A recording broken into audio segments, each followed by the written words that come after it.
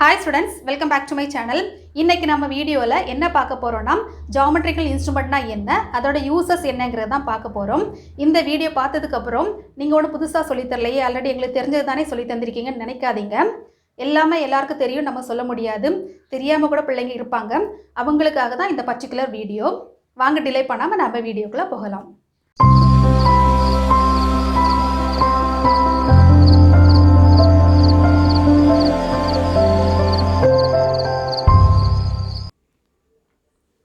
இதை பார்க்குறப்போ எனக்கு என்னுடைய ஸ்கூல் ஞாபகம் வருது. அதே ஞாபகத்தோடு உங்களுக்கு சொல்லித்தரதில் ரொம்பவே சந்தோஷம். வாங்க உள்ளே என்னெல்லாம் இருக்குங்கிறத பார்க்கலாம்.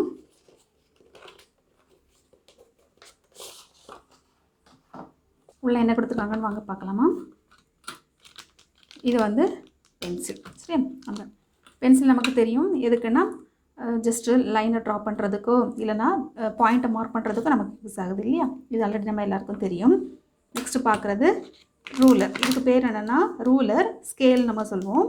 ஸ்கேல் வந்து எதுக்குன்னா இது மாதிரி தான் லைனை வந்து மெஷர் பண்ணுறதுக்கோ ட்ரா பண்ணுறதுக்கோ லைன் செக்மெண்ட்டை மெஷர் பண்ணுறதுக்கு நமக்கு இந்த ரூலர் அல்லது ஸ்கேல் வந்து தேவைப்படுது இல்லையாம்மா. ஓகே, நெக்ஸ்ட்டு தேர்டு பார்க்கலாம். இது வந்து காம்பஸ். ஓகே, இந்த காம்பஸில் ஓகேம்மா, இந்த காம்பஸில் பாருங்கள், இந்த இடத்துல ஒரு இடத்துல வந்து பாயிண்ட்டு சரியாம்மா, இன்னொரு இடத்துல வந்து என்னென்னா பென்சிலை வந்து நம்ம இதில் கனெக்ட் பண்ணுறதுக்கு கொடுத்துருக்காங்க. இந்த இடத்துல நம்ம வந்து பென்சிலை கனெக்ட் பண்ணி ஜஸ்ட்டு இந்த காம்பஸில் இது வந்து நமக்கு வந்து கை வந்து குத்த விடாது இல்லையா, அதுக்காக கொடுத்துருக்காங்க. ஜஸ்ட்டு ஒரு ஆர்க் வரைகிறதுனாலும் சரி தான், ஒரு ஆர்க்னாலும் சரி தான், ஒரு ரவுண்ட்னாலும் சரி தான், நம்ம இதை வச்சு தான் யூஸ் பண்ணுறோம். இது வந்து ஜஸ்ட்டு சர்க்கிள் வந்து ட்ரா பண்ணுறதுக்கு. ஓகேம்மா, நார்மலாக நம்ம யூஸ் பண்ணக்கூடிய காம்பஸ். நெக்ஸ்ட் பார்க்கலாம். நெக்ஸ்ட்டு இது என்னென்னா டிவைடர். காம்பஸ்க்கு இதுக்கு என்ன டிஃப்ரெண்ட்னா, காம்பஸில் வந்து நமக்கு ஒரு எண்ட் வந்து பாயிண்டர் இருக்கும், இன்னொரு எண்ட் வந்து நமக்கு பென்சிலில் கனெக்ட் பண்ணுறதுக்கான போர்ட் இருக்கும் இல்லையா. இதில் வந்து ரெண்டு சைடுமே பாயிண்டர். இது வந்து நம்ம யாருமே மோஸ்ட்லி யூஸ் பண்ணுறது கிடையாது. இதோட யூஸ் இல்லாமல் நமக்கு ஜாமெட்ரி பாக்ஸில் கொடுக்க மாட்டாங்க இல்லையாம்மா. அப்போ இதோட யூஸ் என்னங்கிறத பார்த்துடலாம்.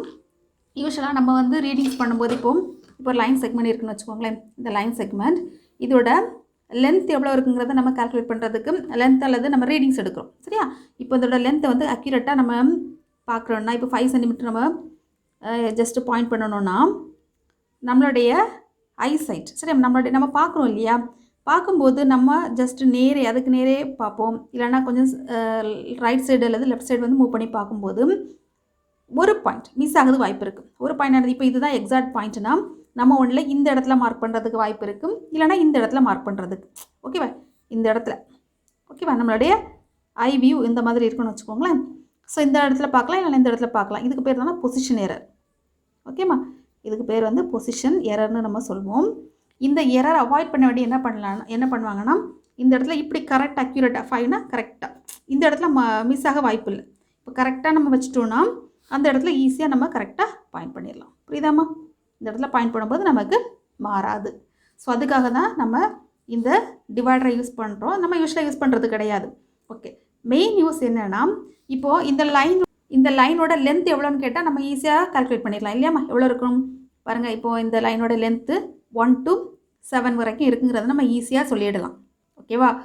ஆனால் இப்போது ஒரு ஆர்க்கு இந்த ஆர்க்கு எடுத்துப்போமே, இந்த ஆர்க்கு நம்ம பிரிச்சிடலாம். இந்த ஆர்க்கோட லென்த்து சரி, அந்த ரவுண்டோட லென்த் எவ்வளவு அப்படின்னு தெரிஞ்சுக்கணும்னா எதை யூஸ் பண்ணுவோன்னா இந்த டிவைடர். அதை எப்படி யூஸ் பண்ணுவாங்கன்னு பாருங்கம்மா, கொஞ்சம் கொஞ்சமாக. ஓகேவா, இப்போ இந்த பாயிண்ட்லேருந்து இப்போ இதை 1 சென்டிமீட்டர் வச்சு விடுவோமே.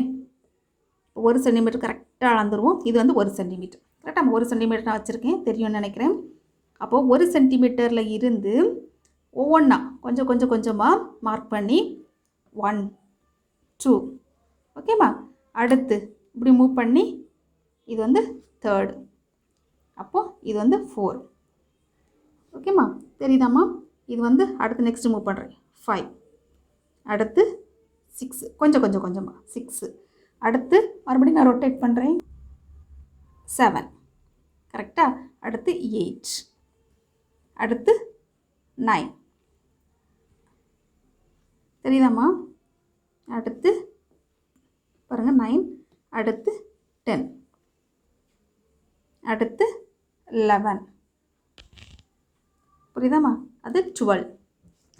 அப்போ 12 சென்டிமீட்டர் அண்ட் இந்த மாதிரி கொஞ்சமாக மூவ் பண்ணி இப்படியா மூவ் பண்ணி நம்ம கொண்டு வரோம். சரியாம்மா? நான் வேணால் இந்த ஆங்கிளில் காமிக்கிறேன். இந்த பாருங்கள், இப்படி வச்சுட்டு இது வந்து 1 இல்லையாம்மா? அடுத்து 2, அடுத்து வந்து 3, அடுத்து அப்படியே வச்சு விடுவோம், மாற்றிடக்கூடாது. அடுத்து 4, அடுத்து 5, நான் உங்களுக்கு தெரிய வேண்டி போடுறேன். அடுத்து இப்படி ரொட்டேட் பண்ணணும் 6, அடுத்து 7, ஓகேம்மா, மாறிடக்கூடாது. அடுத்து 8, அப்படி அடுத்து 9, அடுத்து 10, அடுத்து 11, அப்படி அந்த மாதிரி நம்ம மார்க் பண்ணி அப்போ இதோட இந்த சர்க்கிளோட லென்த் எவ்வளோ நம்ம ஈஸியாக கண்டுபிடிச்சிடலாம். சரியாம்மா? அதுக்கு தான் நம்ம இந்த டிவைடர் யூஸ் பண்ணுறோம். ஓகேம்மா, நெக்ஸ்ட்டு பார்க்கலாம். நெக்ஸ்ட் நம்ம பார்க்க போகிறது ப்ரொடெக்டர். அது எப்படி இருக்குன்னு பாருங்கம்மா. இந்த இடத்துல இதுக்கு பேர் தான் மிட் பாயிண்ட். இது வந்து ரெண்டு சைட்லேயே நம்ம வந்து ஆங்கிள் பார்க்க முடியும். இது வந்து 180 டிகிரி, இது வந்து செமி சர்க்கிள். ஸோ 180 டிகிரி ஆங்கிளில் இருக்கும் பாருங்கள். இங்கேருந்து பார்க்கும்போது நம்ம 0லேருந்து ஸ்டார்ட் பண்ணோம். சரி, இந்த டைரக்ஷன் 0, 10, 20 ஒன்று 10 டிகிரி கேப்பில் இருக்கும். 0, 10, 20 அப் டு நமக்கு 180 வரைக்கும் இருக்கும். நெக்ஸ்ட்டு இந்த சைட்லேயே நம்ம பார்க்கலாம். இது ரெண்டு சைட்லேயும் நம்ம பார்க்க முடியும்.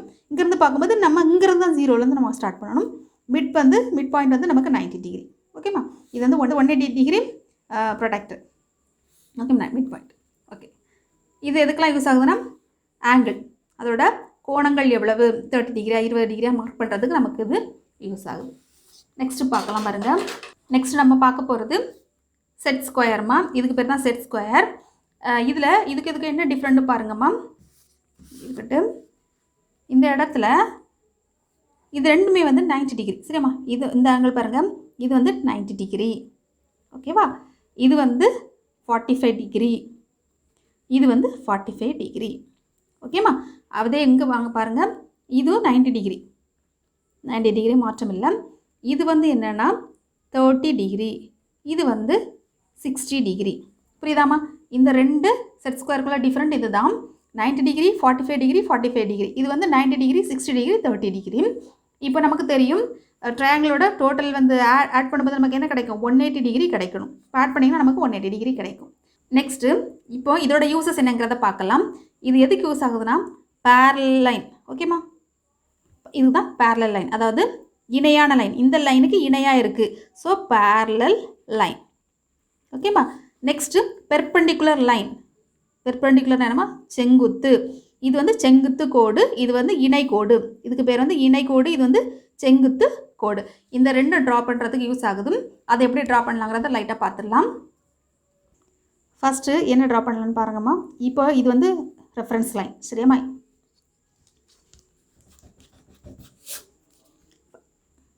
இது வந்து ரெஃபரன்ஸ் லைன். இந்த ரெஃபரன்ஸ் லைனுக்கு நான் என்ன பண்ணணும்னா லைன் வரையணும். பட் இது வந்து ரெஃபரன்ஸ் பாயிண்ட் எங்கே இருக்குமா, இந்த இடத்துல இருக்குது. இப்படி இருந்துச்சுன்னா நம்ம இதை யூஸ் பண்ணி எப்படி வரையலாம் பாருங்கள். ஃபஸ்ட்டு நம்ம ஸ்கேல் வச்சு ஸ்ட்ரைட் லைன் போட்டுக்கலாம். கரெக்டாக போடணும், அதோட ஆங்கிள் மாறிடக்கூடாது. ஸ்ட்ரைட் லைன் போட்டுட்டு அதோட மிட் பாயிண்ட் நம்ம இது இருக்குன்னு நினச்சிக்கிடுவோம். சரியாம்மா? இப்போ இதுக்கு வந்து நம்ம செங்குத்து கோடு வரையணும். ஸ்கேலை வச்சு வரையலாம், பட் ஸ்கேலை வச்சு வரையும் போதும் அந்த பொசிஷன் பாயிண்ட் நம்ம சொன்னால பொசிஷன் எரர், அந்த மாதிரி ஒரு எரர் வர்றதுக்கு வாய்ப்பு இருக்குது. அதாவது கொஞ்சம் முன்ன பின்ன மாறதுக்கு வாய்ப்பு இருக்குது. ஸோ அதை அவாய்ட் பண்ண வேண்டி நம்ம என்ன பண்ணணும் பாருங்கள், ஸ்கேல் எப்படி வச்சுக்கணும். சரியாம்மா? ஸ்கேல் எப்படி வச்சுட்டு நம்ம இந்த இருக்கலாமா, ஏதாவது ஒரு செட் ஸ்கொயர் எடுத்துக்கலாம். இப்படி இந்த ஸ்கேலை கரெக்டாக நம்ம இதை மாற்றக்கூடாது. இந்த செட் ஸ்கொயரை கரெக்டாக இந்த ஸ்கேலுக்கு மேலே வச்சுட்டு கொஞ்சம் ஸ்கேலை மட்டும் ஜஸ்ட்டு ஸ்கேலை அசையாமல் இருக்கணும். இந்த செட் ஸ்கொயர் இருக்கு இல்லையாமா, அதில் 1 வந்து கரெக்டாக இந்த இடத்துல கொண்டு வந்து கொஞ்சம் செட் ஸ்கொயரை நம்ம மூவ் பண்ணணும்.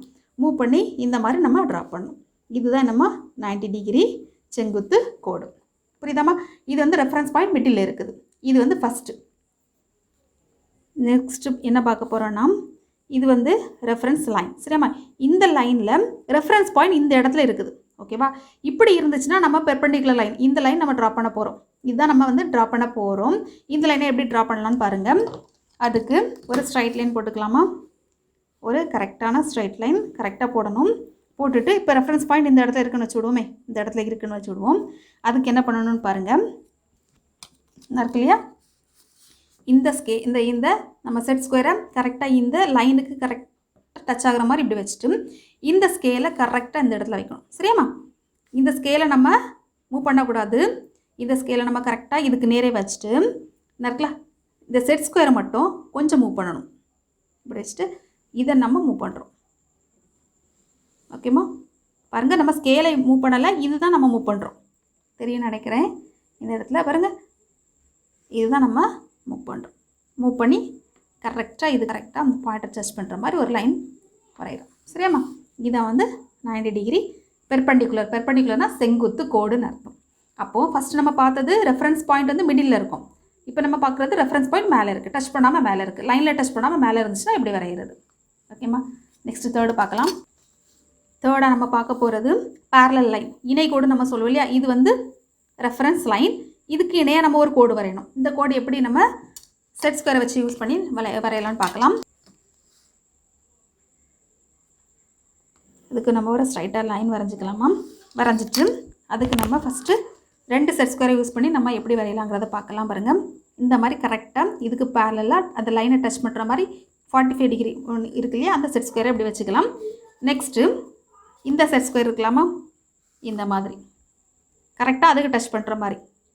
ஏன்னா இது மூவ் ஆகாது. ஆக்சுவலாக இது எதுக்கு யூஸ் பண்ணுறோன்னா மூவ்மெண்ட்டு, அதாவது மூவ் பண்ணிடக்கூடாதுல, அதுக்காக நம்ம இதை யூஸ் பண்ணுறோம். கரெக்டாக பார்த்துக்கோங்க. இப்படி வச்சுட்டு இப்போ நம்ம என்ன பண்ணுறோன்னா இதை மூவ் பண்ணுறோம். ஓகேம்மா? இதை 45 டிகிரி இருக்குல்ல, அதை நம்ம மூவ் பண்ணுறோம். கரெக்டாக மூவ் பண்ணி ஒரு பேரலல் லைன் வரையும். புரியுதாம்மா? இப்போ கரெக்டாக இருக்கும் பாருங்கள். இதுக்கு பேரலல் லைன், இது பேரலல் லைன் என்னம்மா? இணைக்கோடு. இணைக்கோடு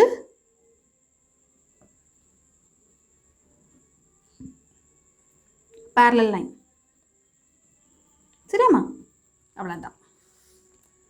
ஓகே, இப்போ புரியுதலாமா? இன்ஸ்ட்ருமெண்ட்னா என்ன, அதோட யூசேஜ் என்னங்கிறது இப்போ நம்ம புரிஞ்சிருக்கோம். ஓகே, இனி நம்ம நெக்ஸ்ட் ப்ராப்ளத்துக்குள்ளே போகலாம்.